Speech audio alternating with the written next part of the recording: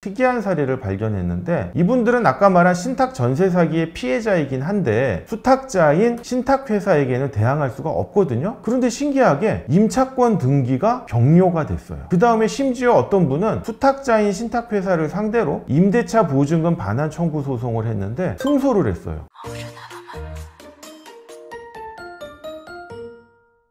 안녕하세요. 신탁의 신 오상민 변호사입니다. 이번 영상은요, 신탁 전세 사기 최신 사례에 대해서 한번 설명드리도록 하겠습니다. 부제는요, 신탁 전세 사기 잘못된 해결 방법 조심하세요 라는 것입니다. 제가 최근에 상담을 하고 수임까지 하게 된 사건인데요, 정말 신탁 전세 사기에 종합 백화점 같이 모든 신탁 전세 사기 유형이 한꺼번에 녹아있는 사건이었습니다. 일단 사건의 개요부터 설명을 드릴 텐데요, 위탁자가 신탁인 것을 악용해 가지고요, 임차인들에게 신탁 전세 사기를 저지른 사건입니다. 총 3가지 유형으로 신탁 전세 사기를 저질렀는데요, 참으로 가관입니다. 1유형은요, 위탁자가 임차인들하고 임대차 계약을 체결하면서 신탁인 것을 속이거나 신탁이 곧 해지된다고 속였습니다. 그 다음에 2유형은요, 임차인들이 신탁이 곧 해지된다고 하더라도 내가 임대차 계약을 체결하는 시점에는 여전히 신탁 계약이 유지되고 있으니까 수탁자의 동의를 받아달라 라고 하니까 수탁자의 동의를 받을 필요가 없다 라고 속인 거예요. 그런데 이 유형은요, 한 가지 파생 형태가 있습니다. 뭐냐 하면, 그래도 임차인들이 불안하니까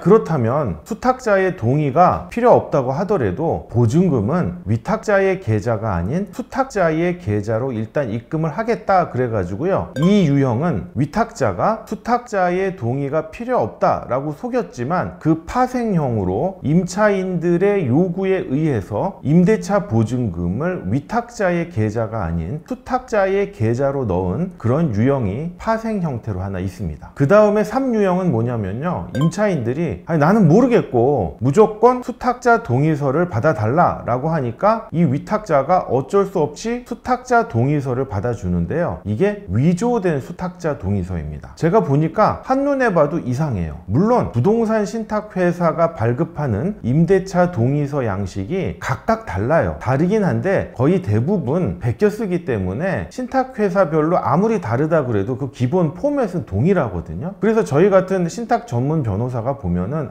이게 신탁회사가 발행한 동의서가 맞네 라고 알 수 있고 또 익숙합니다. 근데 이 동의서는요, 정말 이상해요. 그 문구도 법률적인 문장이 아니에요. 그래서 제가 꼼꼼히 살펴보니까 이 수탁자 동의서를 그냥 위탁자가 임의로 만들어 놓고요, 그 다음 페이지에 수탁자 날인 부분이 있는데 수탁자 날인은 맞아요. 이 동의서에 수탁자가 날인한 게 아니라 신탁계약서, 즉 위탁자와 수탁자가 계약한 신탁계약서의 날인 부분 있죠, 그 페이지만 출력해 가지고 두 문서를 짬뽕해 놓은 거예요. 그러니까 간인도 없죠. 제가 딱 보니까 이 동의서가 완전히 위조되고 날조된 겁니다. 그런데 이 3유형은 다시 또 파생 유형이 있어요. 임차인분들 중에 내가 이거 신탁 원부를 보니까 수탁자의 동의뿐만 아니라 우선수익자 동의도 받아야 되니까 우선수익자 동의도 받아줘 라고 했는데 신탁계약서에 우선수익자가 날인을 하질 않았어요. 왜냐하면 신탁계약서에 위탁자랑 수탁자만 날인을 하면 되지 우선수익자까지 날인을 하지는 않거든요. 물론 예외적으로 우선수익자도 날인을 하는 신탁계약서가 있기는 합니다. 그런데 이 사건에서는요, 신탁계약서에 우선수익자 날인이 없어요. 그러다 보니까 이 위탁자가 위조를 할래도 할 수가 없었고, 임차인들이 직접 대출금융기관인 우선수익자를 방문해서 임대차 계약에 대한 우선수익자 동의서를 받아요. 그러니까 3유형의 파생형, 즉 3-1 유형은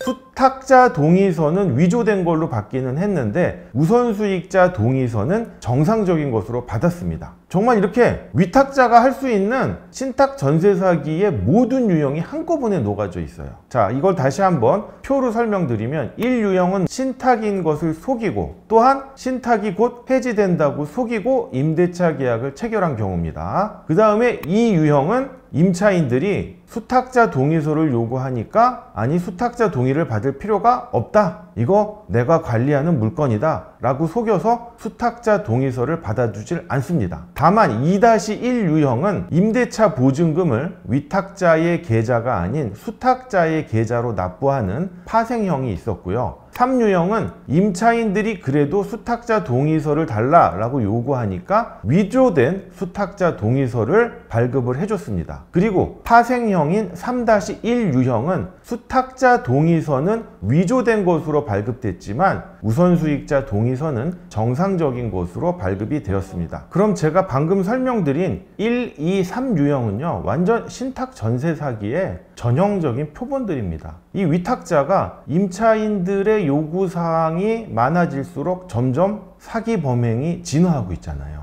그리고 2-1유형, 3-1유형과 같이 이런 파생형도 전형적인 신탁 전세 사기인데 이분들은 그래도 구제받을 가능성이 있어요. 위탁자인 임대인을 상대로는 변호사 없이도 승소해요. 물론 이것이 무단 전입, 불법 임대차라고 하더라도 그거는 수탁자에게 대항할 수 없을 뿐이지 위탁자인 임대인하고는 계약이 됐기 때문에 임대차 계약에 기한 임대차 보증금 반환을 청구할 수는 있습니다. 그런데 이 위탁자인 임대인들이 깡통이잖아요. 돈을 다 받아 쓰고 이제는 완전히 빈털터리가 돼가지고 공매 처분 당하게 생긴 상황인데 어떻게 임대차 보증금을 반환해 줄 수 있겠습니까? 전혀 지금 재산이 없는 상태죠. 그래서 결국에는 수탁자인 신탁회사에다가 임대차 보증금 반환을 청구해야 되는데 아까 파생형인 분들은 그나마 구제 가능성이 있어요. 2-1유형은 수탁자 동의서를 받지는 않았지만 임대차 보증금을 수탁자 계좌로 납부를 했거든요. 그러니까 수탁자가 자기 계좌에 뭔가 정체 모를 돈이 들어왔는데 이거를 확인 안 했다는 거는 수탁자 잘못이잖아요. 그리고 신탁부동산에 대한 보존 관리 책임이 수탁자에게 있거든요. 수탁자는 그 돈을 이미 신탁사무 처리 비용으로 사용했다면 비록 수탁자 동의서가 발급되지 않았지만 임대차 관계에 대해서 인지하고 있었다고 보고 그 임대차 보증금을 위탁자인 임대인과 함께 공동으로 반환할 책임이 있다고 볼 여지가 많습니다. 그리고요 3-1유형 마지막 파생형은 위조된 수탁자 동의서를 발급받았지만 우선수익자 동의서는 정상적으로 발급을 받았거든요. 물론 신탁 원부에 반영된 신탁계약에 의하면 임대차 관계의 동의서는 수탁자 동의서뿐만 아니라 우선수익자의 동의서까지 모두 정상적으로 발급받아야 하지만 우선수익자 동의서만 발급받으면 그래도 수탁자에게 임대차 보증금 반환을 청구할 가능성이 조금이라도 있어요. 왜냐하면 우선수익자가 정상적으로 임대차 관계에 동의를 했다면 수탁자도 이 관계를 몰랐다라고 부인할 수가 없고요. 그거는 신탁 관계인들, 즉 위탁자와 수탁자, 우선수익자 사이에 내부적인 의사소통이 안 된 거는 변론으로 하더라도 그거를 임차인들에게 주장할 수는 없죠. 그리고 신탁은 수탁자가 대내외적으로 신탁재산에 대한 완전한 소유권을 가지지만 그 실질은 수익자의 신탁 수익을 보존하고 관리하는 것이 주된 신탁 목적입니다. 그렇기 때문에 이 신탁에서 주된 수익자인 우선수익자, 즉 대출금융기관의 정상적인 임대차 동의서를 발급받았다면 비록 수탁자의 정상적인 임대차 동의서를 발급받지 못했더라도 수탁자에게 대항할 수 있는 여지가 있습니다. 그렇기 때문에 이 파생형은 그나마 구제받을 여지가 있는데 아까 말씀드린 1, 2, 3유형 이분들은요 정말로 구제받을 가능성이 1도 없어요. 그런데 제가 상담을 해보니까 여기 피해자분들이 많잖아요. 앞서서 어떤 법적인 절차를 진행하는 분들 중에서 특이한 사례를 발견했는데 이분들은 아까 말한 신탁 전세 사기의 피해자이긴 한데 수탁자인 신탁회사에게는 대항할 수가 없거든요. 그런데 신기하게 임차권 등기가 경료가 됐어요. 그 다음에 심지어 어떤 분은 수탁자인 신탁회사를 상대로 임대차 보증금 반환 청구 소송을 했는데 승소를 했어요. 제가 너무 이상하다. 이거는 제 법률적인 상식과 이론에 의하면 절대로 임차권 등기가 경료될 수가 없고 임차보증금 반환 소송에서 승소할 수가 없는데 어떻게 된 거냐라고 제가 좀 더 살펴보니까 법원마다 요구하는 서류라든지 기준이 조금씩 달라요. 그런데 어떻게 법원에서 임차권 등기를 해줬더라고요. 그러니까 물론 다행인데 제가 걱정하는 부분은 임차권 등기가 되면 나는 완전히 끝난 거냐, 나는 안전하게 보호받을 수 있는 거냐 라는 문제인데 수탁자인 신탁회사가요 이 임차권 등기에 대해서 이의 신청을 할 수가 있어요.